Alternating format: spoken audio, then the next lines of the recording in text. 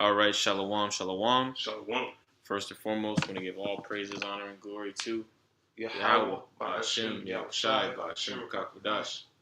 Double honors to the elders and apostles of Great Millstone that rule well and teach well. Shalom to the hopeful elect, scattered around the four quarters of the planet Earth, all right, that have returned to the obedience of the scriptures in these latter days, all right. I'm the brother Iraq, and the brother Tasha is on the live as well. Shalom, shalom. Wanted to do a quick sit down, all right, going into some news, going into some prophecy, all right, and it's important, all right, to go into prophecy because, you know, and connect it to the news because it sets the tone, all right, for what's going on the planet Earth, all right, and it helps you get into the proper headspace, right? Helps you get into the proper headspace, all right, and help you understand that we're not in times, all right, to be bullshitting. We're not in times to be playing around. And a matter of fact, all right, the end of all things is at hand, as the scriptures say, all right? And when the scriptures say the end of all things are at hand, that's really specifically talking about the end of Esau's rulership, all right, which extends all over the planet Earth, right? Job 9:24, milk scripture, for the earth was given into the hands of the wicked, all right? So Micah 2:10 also comes to mind, you know, rise ye and depart, for this is not your rest. You know, you got to understand that Yahweh Shem Yahushai has every intent on destroying this place, all right? And it's to the point now to where you have NATO generals, all right, you know, different news outlets and things of that nature openly acknowledging that America, right, NATO, all these nations are extremely vulnerable. They're extremely vulnerable, and according to the scriptures, they're going to be invaded. They're going to be touched. All right. So that's what I wanted to go into in this lesson. Do you have anything you want to open up with? I want to open up with this Ezekiel. This Ezekiel chapter 38. I was trying to pick a sweet spot, you know, because it's all meat, especially in these times. I'll just start at 11. You know, wherever you want. I'll start at verse 10. It says, this is Ezekiel chapter 38, verse 10. It says, thus saith Yahweh Shem Yahushai power. You know, it shall also come to pass that at that time, or at that same time, shall things come, you know, into thy mind, and thou shalt think an evil thought. You know, this is going into. Can you read up? Come.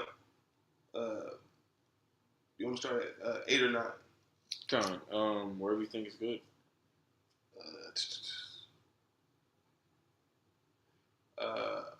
I'll start at 8. Could you read at verse 8? Come. I'm gonna read verse 1, right? I'm gonna read verse 1. And then I'm gonna jump down, or verse 1 and 2, and then I'm gonna jump down so we know, you know, the context. Yeah. Come. Right, because when you read Ezekiel 38, right, this is basically going into the Lord raising up, you know, Russia. Yeah. Gog and right? Magog. Gog and Magog. All right, it's going into the Lord raising up the Russians, which we know the Russians are going to click up with various nations. All right, Iran, the dragons of Arabia, right? Yeah. A conglomerate of nations that are basically outlined when you read this chapter. You know, so like the brother going into verse 8, it's going into Yahweh Shem Yahushai putting that thought strategically, right? Proverbs 21:1, Come. right? The king's heart is in the hand of the Lord. Okay, but this is Ezekiel chapter 38 and verse 1 and 2. It says, and the word of the Lord came unto me, saying, Son of man, set thy face against Gog, the land of Magog, and the chief prince of Meshach and Tubal, and prophesy against him. All right, which is going into Russia, as we said. When you look up, you do your research on the land of Gog and Magog, it's going to basically go into the regions and the lands that's now known as Russia. All right. Okay. We jump down to verse 4, and then I'll jump down again. It says, "And I will turn thee back, and put hooks into thy jaws, and I will bring thee forth, and all thine army, horses and horsemen, all of them clothed with all sorts of armor, even a great company with bucklers and shields, all of them handling swords." Okay. Because they're all ready to go to war. They're setting up, their strategic points to when they're going to come down. But you got it. This is Ezekiel chapter 38, and I'm going to jump down to verse 10, that where you're reading. It says, "Thus saith the Lord God, it shall come to pass that at the same time shall things come into thy mind, and thou shalt think an evil thought. And thou shalt say, I will go up to the land of unwalled villages. I will go to them that are at rest, that dwell safely, and all of them dwelling without walls, having neither bars nor gates." Now that is what we see with Europe.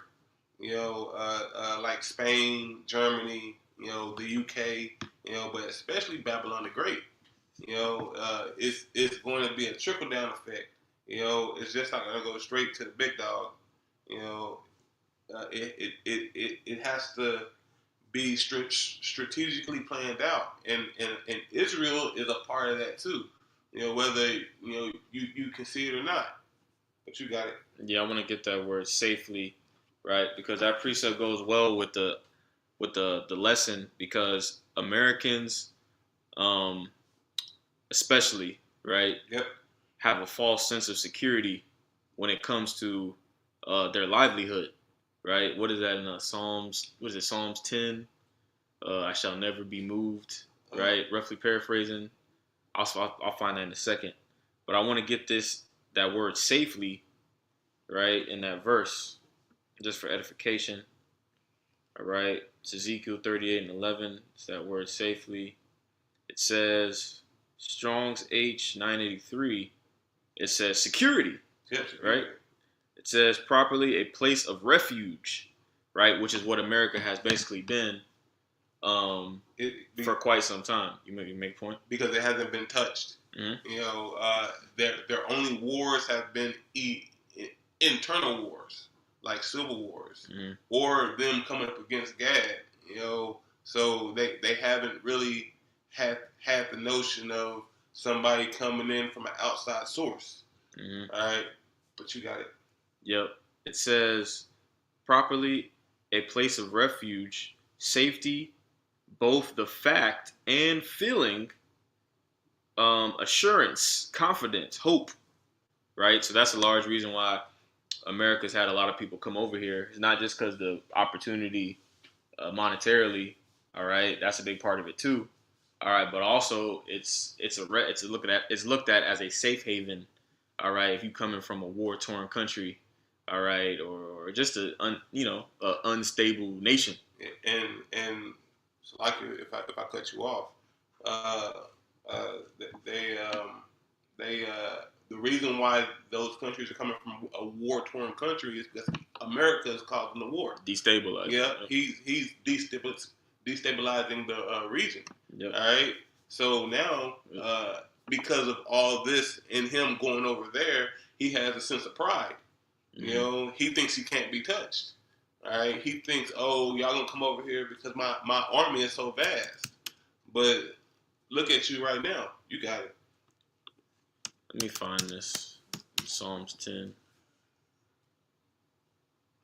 real quick. It's Psalms chapter 10 and verse 6. All right, I'm starting at verse 4. It says, "The wicked, through the pride of his countenance, will not seek after God. God is not in all his thoughts. His ways are always grievous. Thy judgments are far above out of his sight. As for all his enemies, he puffeth at them." All right, and that's because, all right, really, the American military Yep. has spent more money, right, and have more advanced technology for the most part for the majority of the century. All right, they've been talking that shit. All right, got military bases all over the world.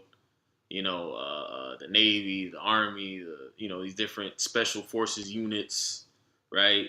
Especially that are coming to light, like the Venezuela situation, where they hit him with a super weapon, right? That was making niggas vomit and blood coming out their eyes, all that. Right. But that shows that he's more stout than his fellows. Right. This article is going to go into how basically it's the tables are turning, because the same technology that Esau's been using to dominate it's going to be used to destroy him. Yep. And cheaper versions, cheaper alternatives of those weapons are being used on a high level in Iran, in Ukraine, right? So the end is here, man. Yeah. It's over. The run is over for Esau, man. And that's what Esau likes to do. He likes to get that one magnificent weapon, that no one else has. But since he falling on hard times, he gonna sell that shit. Mm-hmm. And whenever you sell it, it's gonna be re-engineered, and made from cheaper parts. Yep. And work twice as better. Yep. So that's a good point. It's just like Russia. Russia has invested so much money into their missile technology. They didn't care. Well, they still have a good army. They have a good air force, but their missile technology is the best in the world, and it surpasses America's technology. So it's Esau, attacking Esau. Con, I'm gonna finish this verse. Psalms 10:6. It says, "He hath said in his heart, I shall not be moved, for I shall never be in adversity." All right, and that's the point. That's the spirit that not only Esau Edom at the top is coming in, but that's also the spirit that the average, everyday American has adopted here in America. Okay, so just wanted to touch on that. Salaki for the long introduction. I'm gonna read a few points off this article. You got it. I'm not gonna read all of it, but I want to read some of it and bring out some of these precepts. All right, this is on the Business Insider. All right, military and defense. It says a top NATO commander says the West can no longer count on its homelands staying safe in future wars. All right. So NATO, all right, which is basically a military alliance between, various nations. All right. You had a point? Well, NATO is set up to be a guard against Russia, back in World War II. Yep. All right. And since America's been doing this more stout than its fellows, it's caused a fraction, in the NATO. All right. And then I believe a while back, Trump was trying to pull out of NATO. All right, to where because NATO they weren't paying their part, and they were making America pay everything. So there's a fraction in there, that grew to cause what's coming. You got it. Yep, I'm gonna read a little bit of this. This is it says a short history of NATO. It says, right, because the scriptures talk about the beast with 7 heads and 10 horns. Yep. All right, and the beast with 7 heads and 10 horns represents NATO and the EU. All right, this power that we see dominating the planet Earth was prophesied in the Bible. Okay, it says it is often said that the North Atlantic Treaty Organization, right, because the Atlantic is the ocean between America and Europe. Yeah, in Europe. You know what I'm saying? It says, right, and specifically North America, right, because it says the North, the North Atlantic, right? It says it is often said that the North Atlantic Treaty Organization was founded in response to the threat posed by the Soviet Union, like the brother's saying. So just the concept of NATO in itself is actually a token that Esau eventually would fracture and fall. What did the Lord say? The Lord said, a kingdom divided cannot stand. So these are all tokens and signs, okay? It says this only is partially true.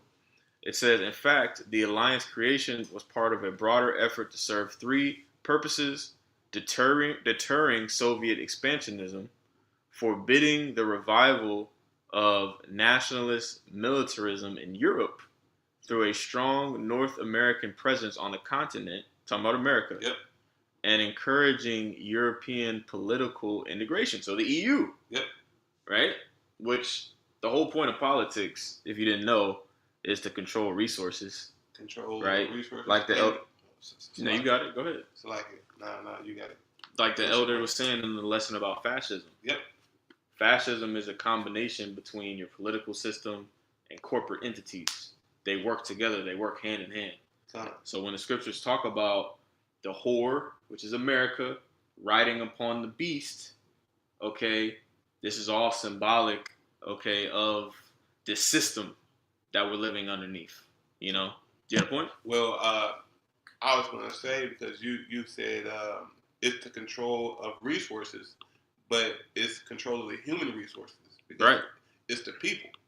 All right, but human resources. You gotta have slaves. You gotta have people to work the land. You gotta have people to go and break their goddamn backs. Yeah, and run. and that's why you have a bottom class, a lower class. You had the middle class, and then you had the high class. But now they have crushed the middle class and created a two system, lower and upper. Yep. You got it. And that's gonna be you heathen in the kingdom. Y'all gonna be the slaves. Y'all gonna be the bottom class. Yep. All right. This is of continual employment. Right. All right. But I'm gonna get into this. It says, on the article, it says, in a serious near-peer conflict, Western countries can't count on their homelands remaining safe while their militaries fight overseas, a top NATO commander told Business Insider. Air threats are more numerous and can reach much farther than when the West last fought a major war against a similarly capable adversary. And that was World War II. You know, because no one could really touch America. Yep. You know, and Russia was the only big dog in the fight. China didn't want no smoke. You know, because China had all that stuff over there to take care of.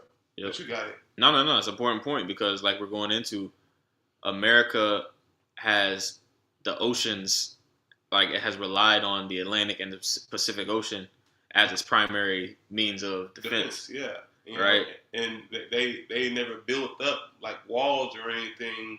You know, even on the border's still open. Right. All right. People can literally walk up and down the border. You know, unwalled villages. But the one deterrent on the border is the deserts. Mm-hmm. You know, that's a natural guard. Right. You know. Right. And natural guards are set up by Yahweh. I mean, you know, everything's set up by Yahweh Shai, but, you know, waterways, mountain ranges, in the ancient world, those are the primary ways that people made borders, made landmarks. Like, if you look on a map now, you pull out a map of the U.S., right? You have straight lines, which you know a nigga just drew. Yep. But the more rigid and curved lines that you see on a map, you know that those are more than likely mimicking a river, right? Or mimicking a major mountain range or the combination of the two. Yep. You know? But you got it. Yeah, just want to make that point. Continuing on, it says, beyond traditional aircraft threats, powerful missiles and cheap long-range drones can now threaten places that once would have been considered safely in the rear. You know, and that's why we had to state about Russia's missile technology, because their missile technology, I think they're up to like Gen 6, Generation 6. Those Satan II missiles can hit America in like 30 minutes. Yeah, I'm gonna read something. If you can speak on it if you want to. I'm gonna make some points on it too. I typed in on Grok. I typed in summarize the development of missile tech over the last couple centuries, include important people and nations involved. Ooh.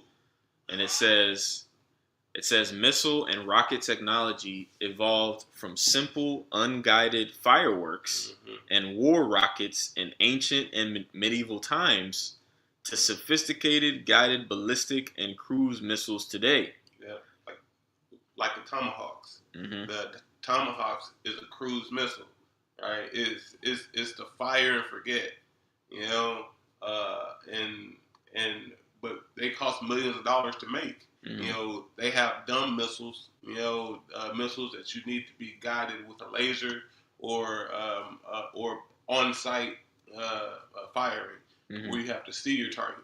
All right, but now they can shoot one and forget it, you know, and Russia leads in that field. Yep. You got it. And this is important because this development of technology is a result of prophecy. Yep. Not only did Yahweh Shem Shai bless Esau with the sword, all right, but the Lord also said that knowledge would increase. All right, but he also said here in Isaiah 9, let me read this real quick. It says Isaiah chapter 9 and verse 5, it says, for every battle of the warrior is with confused noise, right? Going into warfare, swords clanking, niggas screaming and yelling, blood gushing, right? It says, for every battle of the warrior is with confused noise and garments rolled in blood, but this shall be with burning and fuel of fire, going into the destruction of America, the destruction of not just America, but there's other places on the earth that are going to be touched by this missile technology, man. Because as America's been pelted with missiles from abroad, they're going to pelt the other nations, right? Because they have that order, you know, where if and I think this is an AI, loosely paraphrasing. If they get hit, they're just going to fire off everything before, you know, they can't. Mutually assured destruction? Yeah. Yep. Yeah, mutually assured destruction. Yep. Mad. Mad. Yep. I'll keep reading. You got it. It says, over the last couple centuries, it shifted from incendiary artillery rockets to precision-guided systems capable of intercontinental ranges, often tied to nuclear delivery and space programs. It says key drivers included warfare needs, scientific theory, and Cold War arms race. And when it said about the space, you know, that's that Obadiah about how Esau set that nest in the sky. And the stars, yep. You know, and that nest means an array of weaponry, you know, to where he can shoot down upon you, you know, quicker than him going from continent to continent. He's just going to shoot it from the sky, you know, dropping those phone poles, you know, loosely paraphrasing, you know, but you got it. Interesting. I'm going to read some of this. There's actually some good stuff in here, some history. It's actually a long-ass response. I'm not reading all this. But let me see if I can pick a bone in here, man. It says 19th century revival of war rockets, right? I'll read this. It says William Congreve, Britain, 1772 to 1828, improved on captured Indian designs.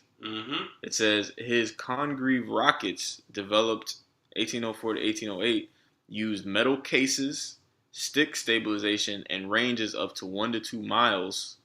They were developed in the Napoleonic Wars and the War of 1812, inspiring the rocket's red glare in Star Spangled Banner. So this is, you know, this is just a nugget going into some history, right? Because like we always say, you got to know to know the mystery, you got to know the history. And when you go into history, prophecies don't just happen. Just the Lord didn't set it up to where, and He can do this. Yep. The Lord can just make something materialize. But a lot of the things that we're seeing developed over time. And that's because Yahweh Shai put a thought in somebody's head to orchestrate or to make these things that we see today. And it was just worked upon year after year, decade after decade, until you see it for what it is today. You know, but you got it. Yeah, without me getting too far off, let me go back to the article. This is back on the article in Business Insider. It says the warning is not simply that NATO homelands could be hit in a future war. Western militaries have long known that stronger adversaries could threaten cities, bases, ports, and infrastructure in major conflict. Which means what? Your way of life is extremely vulnerable. Yeah. It's extremely fragile. Which is why Yahweh Bashem Yahweh Shah is prompting you Israelites to seek refuge in him rather than seeking refuge in this system that he set up. You get a point? Well, because Esau is trying to seek refuge in his technology, all right, and his technology is going to fail because like the Iron Dome, you know how Iran overworked the Iron Dome, you know, to the point to where they were running out of missiles. You know, Trump or Slovakia, President 47 wants to do that Golden Dome over here in America. All right, which that's going to come to naught as well. You know, you can't trust in Esau, you know, for protection. Woe to them that go down to Egypt for help. Yep. You know. Yep. But you got it. Yep. Here's another point. I'll read the next paragraph. This part I highlighted. It says NATO's problem now is that cheap long-range drones, missiles, sabotage, and mass air attacks mean the rear, which when it says the rear, it's talking about the homeland, is no longer just theoretically vulnerable. Instead, it could be routinely contested, and the West may not have enough defenses to adequately protect everything, requiring tough choices. Now, the reason why is because they have used everything in the armory or gave it away. Because whenever they were giving all that munitions to Ukraine, you know, they gave away a large portion of their Tomahawk missiles to protect a land, you know, or you know, to protect the area that's the size of Wyoming or Ohio, you know, or somewhat. Is that what they said? Yeah, I think it's the size of Ohio or two, 3 states put together, you know. And then the other part they gave it to was Israel, you know, to them tiny tops, you know, to protect their area from all the enemies that they have attacked. I'm going to say it like that because Israel has attacked all these other countries and then run to the big brother for help. And that's how they got all the missiles. And by a little another conjecture, they got everything for free. You know, they got all their protection for free, but now the people here in Babylon the Great is not protected. So woe to the unwalled villages. You know, but you got it. So like this place is vulnerable, man. It's ready to get touched. It's fickle. You know, I'm finding different ways to say it, but like, you know, it's we are at a point to where like the smallest you know, or I'll like it unto a dam. You know, like when a dam is building, a broken dam is built, water's building up behind it. Yeah. It's building, and it finally cracks and spills. That's where we're at. And I'm gonna add on to that point because with the dam, you know, the most delicate part of the dam, if it's chipped just a little bit, the whole dam fails. You know, so that's where we're at. But you got it. I'll read it a little bit more. It says the U.S. and its allies, since the end of the Cold War, largely fought in wars in which they controlled the skies, and their homelands remained far removed from the battlefield. It says, you got a point? No, go ahead. It says, but weapons, both cheap and expensive, can now strike much farther than when the West last faced that threat, Stringer warned. See, and I wanted you to keep reading to that point because in World War II, they had fleet of planes, right? They had carrier ships where they can station area and lock down everything around it.